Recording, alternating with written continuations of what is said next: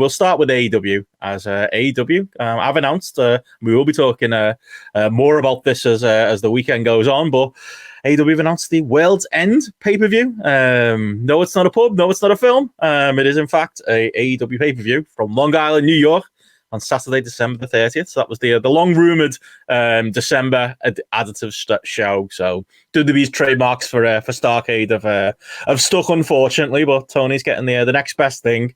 But yeah, it's going to be the 7th pay-per-view of the year. If you'd asked me to guess, I probably would have said it'd be 8 or 9. 7 actually seems quite low, but I imagine it'll be more next Ring year. of Honor, like 2 weeks before, does that count as well? I think so. I mean, it's on Honor Club, isn't it? So it's whether you're fully counted or not. But it's probably you're getting towards 12, aren't you? As much as Tony tries to be creative with the match. But yeah, that's all we really know at this point. All roads lead to Long Island, as they do on Dynamite itself at the minute. It seems to be. But yeah, there we go. Slotted right in the middle of the Christmas holidays, JP. That's what we wanted. Like take the Christmas period off. Nope, wrestling show. Feels like an American thing, doesn't it? It's like I think we're all like, really. An extra show between Christmas and New Year's. There's already fucking, the year starts again when Wrestle Kingdom happens on the 4th. That's close enough. But I don't know. Americans like pay-per-views in this period, and there's probably an argument to be made for it. I just feel like as the chat is saying, the pay-per-view name feels a little bit probably Tony Khan's E-Fed stuff, like one of his wrestling figure feds or his EWR game. He definitely had a show called World's End, and he couldn't call it Armageddon, so closest second best. Isn't that Nassau Coliseum that they're running? So it's not the new arena in Long Island either. It's a bit of a shithole by all accounts. So like maybe it is like the World's End for this. But maybe there'll be some sort of alien invasion as well to mimic the third, I would say, weakest film of the Edgar Wright, Simon Pegg, and they're all crap. Nick Frost. Sorry, I get hate mail now. Oh, okay. All right. I love Shaun of the Dead.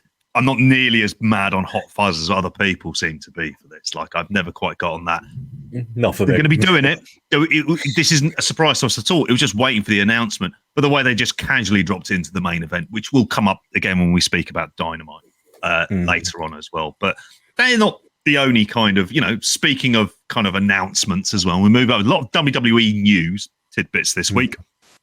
Obviously, one of the reports, and I spoke about this on the Wednesday night news dump, is that it's been heavily discussed that Backlash 2024, your favorite pay-per-view, is going to be in Paris, but potentially there as well. But obviously, this is on the heels of the announcement that Bash in Berlin is going to be on August 31st, 2024, from the Mercedes-Benz Arena, which I had to look up and go, is that the fucking stadium? And I was like, no, not the big stadium in Berlin as well, which I've been to before. Just the Jesse Owens stuff around it. Anyway, I digress. That's going to be a PLE there as well. Obviously, in Australia, they've got Elimination Chamber that's coming from the Optus Stadium in Perth, which holds about 60-odd thousand. That's Perth and Western Australia. There, Nick Khan has said that they're looking to secure more site fees from governments in order to host premium live events. You have to assume something's been the case there. They got $3 million in subsidies from the Welsh government, which I'm sure the people of Wales could have needed in any way. I don't know, to help with the cost of living crisis or anything else like that. But anyway, I digress. $1.5 million from Puerto Rico as well, and they got $500,000 to bring the Royal Rumble to Tropicana Field because Florida desperately needs wrestling, as we've all learned over the years. So yeah, that's very much in place. And then following on from that, we've got SummerSlam, which apparently the front runner to host that is Cleveland there. So it is likely to be the host city. I'm assuming that it would be the Cleveland Browns Stadium, which apparently is the excitingly titled Cleveland Browns Stadium, apparently there. They do typically run the Rocket Mortgage Fieldhouse when in the city. What a name for an arena. Rocket Mortgage Fieldhouse. Anyway, they haven't been there since I think the last PLE they had from there was Fastlane 2019 there as well. That was held in the arena there as well. I'm assuming that they've got, because it's SummerSlam and it's a big deal, they will have got some sort of big site fee for that as well, because they love them some site fees. All the big ones set up. Really, I like it. I like that. Like that's been it's been a long tour. Humboldt on Spotlight this year, but like the shows like the random one, Puerto Rico, coming over here, Montreal, we all remember fondly. And then we've had this little period now where it's just like, oh, well, back to normal. It's the fast lane to nothing. And it's a pay-per-view from random city in America. And it's just like not really been the same. Like the international ones, do more of it. Absolutely. It's like, it was the same thing, wasn't it? I mean, obviously they're in a bit of a boom right now, but in the depths of the mid 90s when things weren't going well, it was always good to pop over to Europe. It always made them look good, and he never really fully took advantage of it. Then do it, yeah. And obviously, if they're, I mean, the obvious elephant in the room is that Germany show being the week after All In. Massive coincidence. Won't be planned at all. Won't even be a strategic move whatsoever. Saying that, how many Germans came over for All In? I don't know. We don't have the numbers on that, but I don't know whether it's negligible or not. But it might. Let's go on to Brent Council and harass them until they give us the answer. But the other thing is, like, there's people like us who'd be like, oh, bail in for wrestling. We can't be into that. Or like Davey and Braden, like, it's perfect for them. They're coming over for All In. So they're like, well, we'll stay another week and we'll get to go to bail in as well. But it's not going to be that common, is it? Like, what British people are like, are we really going to bother our asses to go to bail in to watch a WWE show? Probably not. It's probably not as much of a rival, I would say. Maybe for that European market, the traveller market, like say maybe not just Germany, mainland Europe, I suppose you've got to consider as well. But might convince a couple of longer term travellers to come over and do both shows maybe. So might actually be a positive in some ways as well. But I think it's good stuff. Like I say, they always we always for years moaned about since SummerSlam '92, no big shows happening over here, but kind of gets lost in that argument as well. There's fucking the whole of Europe as well, and it makes sense. Go Germany, go France, make the shows sound different. Like, really, it's an obvious win for me. Each one of these feels like an event. They really do. With the Money in the Bank, we had that. We obviously had it was Backlash 2023 that was in Puerto Rico, wasn't it? So, you look at it, all of these shows generally feel special. The ones that haven't felt as special are the last couple. And where have they been in? Kind of standard basketball arenas in the States. So you look at this and you think, I am in agreement with you. You just think, well, the crowd are going to Cleveland next year. That looks like the rumor is it's going to be a stadium, the Cleveland Banner Stadium. Yeah. That's like different, isn't it? It is, exactly. So like having the big kind of 3 tentpole events, we don't put Survivor Series into that category, but each one of those being in stadiums in and of themselves make them feel big. Then you've got like Elimination Chamber and the rest as we've gone through there as well. It is, it's certainly good for them. It's the kind of thing that I think AEW could look at and go, okay, like structure each one of their pay-per-views. Like I say, we'll get into it in a bit rather than casually chucking it in. We've got a pay-per-view next month in Long Island. There you go. Speaking of, in terms of, I don't know, is this you're doing the next one, aren't you? I was wondering where you were going there. Oh, same here. I'm all over the shop. Sorry. Speaking of WWE, I like that. That's a good way to introduce it. We should also talk some other quick some WWE news. First up, we have CM Punk watch. I'm going to start a little jingle, JP, and we'll have do this every week on the weekend show as more happens. Was a guest on the Bernstein and Holmes show. Don't know if that's something you're massively aware of, JP. But it was brought up. Listeners asking whether Punk was going to be at a Survivor Series or not, as it's obviously in Chicago. Steph's looking to be out there as well. Punk played coy. Said they're asking if I'm going to be there. Oh, I think it's sold out, he said, after a very long pause, has got to be said. You've got to hear the audio on this one to do it justice. Like, there is literally, they ask the question and he just sits and lets the awkwardness breathe for like 5 seconds before he even says that. He was then asked if it was possibly perform at Survivor Series, and he kind of really dodged the question, started talking about the beautiful Chicago weather, how he likes being at home with Larry the dog, who's got a torn ACL right now, so Godspeed, Larry the dog, and get well soon. But like, it is, a couple of people have brought up the similarities, JP. Like, I'm the biggest truther on this whole, like, I still think he's the parent of Survivor Series. I have no evidence for that. I'm just, I've turned into Gareth. I'm the grizzled wrestling fan who thinks everything is a work, and that is now my gimmick. Like, he had the same demeanor right before he went into AEW, did he not? Like, a few people pointed it out. Pretty similar answers to questions, not straight nose, just, starting to talk about his dog or the weather or Chicago in general, or cracking little jokes. Like, Does it give the little the punk truthers like me a little bit of hope? This story, JP, or am I just living to dream right now? I think.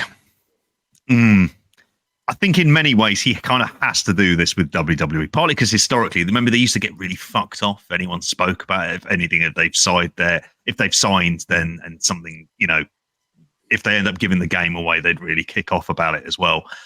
It's a very nondescript answer, which for him, he's the kind of guy who would say no if it wasn't happening. You would like to think that being the case. So, but I also think that's him kind of just maneuvering it a bit. He's playing the game. As much as he was at Impact backstage last week, exactly. He appears, he goes to Impact. This idea of I can go to other places. Sort of throwing this kind of stuff casually out there, and we know that Impact are breaking the bank for everyone to come in. I was very confused how the dog tore his ACL because the dog hasn't been working kind of extended 20-30 minute main events. Teaming with his doggy tag team partner mates, has he? So unless that's what Larry is up to. There, I'm somewhat confused, but do I think he'll appear? There's that part of me thinks, will he appear or will they do some sort of like cryptic promo type thing? That might be what we end up getting if he doesn't turn up. I just think he will end up there. Like that's something that's going to happen because there's value in a very short term, like kind of limited date contract for him. So giving me hope. It would make sense. He's not there to sell tickets, therefore. He's there to put eyeballs on the PLE, which God knows, given how much Peacock are losing overall, they fucking need them. I was going to say on that story, like I think you had it on the Wednesday update, and then you think like Will said it like outright in one of our chats. He's convinced Peacock aren't gonna renew them. Like it does it because Peacock have said, haven't they, next year there's going to be less losses, but still losses. Like I don't know, but would it not be risky taking WWE off it? Like, it's not fully a vanity thing. Like, they do numbers. Like, I don't know. I can't really judge that next year. Maybe it depends on where SmackDown ends up. I think that's it's where SmackDown end up on there as much as anything else. There are also other options for them to go to because of the TKO banner, and we'll speak a little bit about them in a bit. There are these kind of like they're able to kind of leverage quite a lot by saying, well, if you don't take WWE, we won't give you this as well. They're quite canny in that regard, knowing how to kind of be able to maneuver that. I wouldn't be entirely surprised if they didn't end up on there because it just seems to me that there's so many of these streaming services about and that Peacock is one of the weaker ones. So the idea of them disappearing off into the ether, I don't think surprises me. Should correct myself there, by the way. It's SmackDown's going to USA, isn't it? It's Raw that's it is. In the air. I'm not sure what they're doing. Yeah. So, yeah, that might play into and we talk about Raw going to Amazon and stuff like that. It's whether or not do another one of those kind of streaming giants come into the mix. Do an Amazon Prime come into the mix, or even a Netflix if Netflix kind of go for broke and think, is it worth us getting WWE in there as well? Another story, and this is going to be crushing Matty. And another reason for Punk to turn up. Another reason for Punk to turn up on here. Roman Reigns is expected to miss Survivor Series 2023 on here. He is, Dave Meltzer was talking about this in the Wrestling Observer newsletter, that he isn't scheduled for Survivor Series. He is defending against LA Knight at Crown Jewel, and the next scheduled pay-per-view match won't be until the Royal Rumble. I find it hard to think that he won't appear in some way, shape, or form, but he's not going to be in a kind of like big money match, which is, I don't know how you feel about it. I mean, he's not helping that Observer Hall of Fame case, is he? No. Which has been a hot topic today. Join the Grapple Discord. There's links in all of our podcasts. You can find and join for free. Don't have to be a patron or a YouTube member. Although prefer it if you were. But yeah, there's been a lot of chat today about that. Matty's not going to let that go. I don't know anyone feels strongly about the Roman Reigns Hall of Fame case because it's absolutely bang in the middle right now. Is he going to be a Hall of Famer one day? 100%. Is it too early? Absolutely. Is it ridiculous to say he's going to be a Hall of Famer? Also no. I don't know how people are having, other than Matty, these extreme takes on it. Like, he's fucking still in his 30s. The career's still going. Like, let's just hold our horses a little bit. But I have that attitude about a lot of the 30-somethings trying to get into the Hall of Fame. But he isn't helping. Like this year, like I heard, the reason I bring it up, I heard Alan Farrell kind of doing that Roman Reigns Hall of Fame credentials on with Pollock and Thurston, and like he did innocently ask the question, like, how many matches has he worked this year?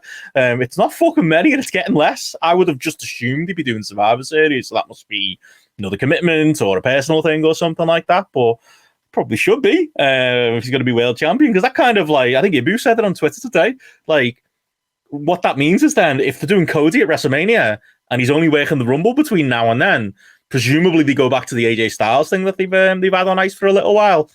There's your 2 Roman programs into next April. Like, I feel like there's more you could potentially be doing, but oh well. Yeah, maybe he's dodging Phil. Maybe that's, as Platt says there, maybe that's the reason. He doesn't want to be around Punk. It's a good deal if you can get it, and in some way, I was a backer of Brock being a part-timer. It was always like, it makes you feel like a bigger star. It just does when you're not in the, on the grind of Seth Rollins Monday Night Raw main events every week.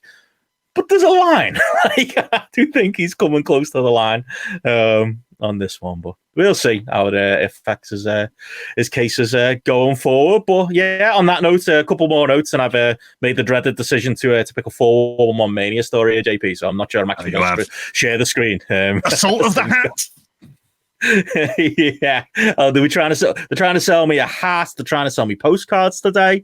I'm getting a video from Nissan. I'm in the market for a car, who knows. But the news story I wanted to mention here is, again, my computer dies via death by pop-up, is attendance and pay-per-view buys for Impact's Bound for Glory. Going to be talking a lot of Impact, I think, over this weekend and into next week with me at the live show at Coventry tomorrow. But yeah, pay-per-view buys for Bound for Glory last Saturday. Obviously, the event's sold out in advance with about 1,000 people in the stadium. They had 1,800 TV pay-per-view buys, up 11% from last year's 1,600. Dave Meltzer reports in the Observer today, and apparently the number will probably go up with some late pay-per-view buys. And he says when adding streaming buys, you're probably talking 2 to 3 times higher. So you're looking at a number about 5,400 to 7,200. Apparently, the best number they've done since they left Spike was Rebellion in 2021, which did 10,000 with Rich Swann versus Wrestling Observer Hall of Famer Kenny Omega. Yeah, what do you make of those numbers, JP? Meltzer throws in his all, well, of those people, only 2% of them also bought Wrestle Dream, and I don't really buy that side of it. But I do buy the original numbers there. Is that higher or lower than what you'd think for Impact's level at this point?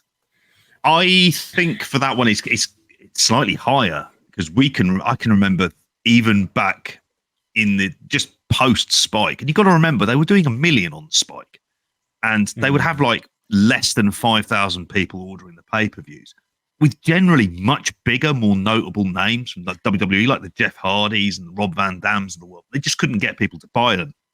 I think the first thing I take overall in terms of the live attendance, and I know they did a near sellout as well for the TV tapings, that's good. That there are people who, if Impact are in town, they'll go and watch them, you being one of them tomorrow. But also on top of that you look at the numbers, you compare these numbers to AEW, we talk about 100,000 as being like a disappointment, because that tells you about how the fan base for AEW is generally conditioned to think, well, pay-per-views are worth buying. Why we'll generally get our money's worth. You can't think of times where you're not going to get good wrestling or anything else. Whereas I think with Impact, like TNA, this is still the remnants of people not quite trusted. They're not quite must-see, even Bound for Glory, even Will Ospreay being on there as well. That you're talking that it's like what, like 4-5% of what a bloody 5% of what an AEW pay-per-view does, which is quite incredible there, isn't it? So yeah, I would believe the number on this. I think I kind of get the logic for it as well. It's a slow building process that they have to go through for this. This is why they have reduced budget, or they have had reduced budgets and other stuff like that. Their pay-per-view business isn't something that has generally brought in revenue. That they're still kind of relying on attendance as much as anything is their big revenue driver. Well, I'd say, I'm looking at, look at ROH numbers over the years. Like, it's not massively off ROH's numbers this year for their stuff. Obviously, I think this is Tony Khan's version of ROH. Does a lot better on digital pay per view than Impact does on proper pay per view. But those numbers are about 3,800 TV pay per view buys. Looking at Death Before Dishonor for this year, so that's in the range, isn't it? So it's not a bad thing for them to aim for. So yeah, makes sense. But we'll get into more Impact talk later. Yes. In the meantime, one more busy business story, JP. One more story for this one. I don't really know. I'm not even sure I entirely understand all of this story, if I'm brutally honest with you. And it's to do with Endeavor exploring strategic alternatives and that they won't be selling their stake in TKO. Basically, what has happened is Endeavor, the kind of parent company of TKO, they hold 51% in TKO. Their stock for Endeavor, their share price hasn't improved since the merger of UFC and WWE, and they have only declined since there as well. There is this idea that Silver Lake, who is a major shareholder in Endeavor, that they're working on taking Endeavor private. Is that going to affect their TKO stake? They've said that they know they're not going to be selling it. It is news of this is after the fact that CAA, the big kind of agency rival to them, creative arts agency, has been purchased by billionaire Francois-Henri Pinault for reported $7 billion. That was on CNBC on there. And then since the kind of announcement about their exploring strategic opportunities, that the Endeavor stock has slightly risen, which is always that kind of tool that they use to kind of put something cryptic out there, which then gets a kind of like almost a very short-term bump of the numbers for that. It's a story to keep hold of, particularly, I think, in relation to the negotiations for contracts, for talent. That's where I think, and I kind of said a little bit of this on the Wednesday night news dump as well, about, well, whether or not that's going to be the big factor at play, because there's a lot of big contracts up in 2024, and if Endeavor are in cost-cutting mode, that's the easiest place they're going to do it. And they're going to be pretty ruthless about this, as we've seen with UFC. That's why Francis Ngannou is fighting Tyson Fury this weekend and isn't fighting John Jones. Well, John Jones isn't going to be on it. That's why he's not on MSG defending his UFC heavyweight title. So, yeah, that's the way I think to approach this story. There's got to be a lot of, I mean, it's one of them. It's like I was reading bits I was listening to Brandon Thurston talk about it and reading bits of The Observer on it today. I mean, a lot of it sounds like, I think they maybe thought that UFC was causing problems for their stock price, and turned out that wasn't really the case now that they've split UFC off to be part of this TKO with WWE. But I think that's going to continue to remain the same, isn't it? And be separate. I suppose that story doesn't massively affect it, but you've got to think with the way they make calls like this and the way they made calls in the past, like you say, they were like a Francis Ngannou, like any of these legends, or like the people on the Kevin Nash and Mick Foley type deals into WWE. He's probably looking over the shoulder, shouldn't he? Because this is the company that's going to make those moves and is going to shave those pennies wherever it can. I think there's going to be the core we're expecting might not be in ring wrestlers. I think we might see more of that type of stuff where they're going to be looking to make savings going forwards. But as always, we'll keep an eye on it. But yeah, there you go. That wraps us up for the weekend news. JP, there we go. Nice and tight there. And yeah, if you want more where that come from, but we're here every week. But JP.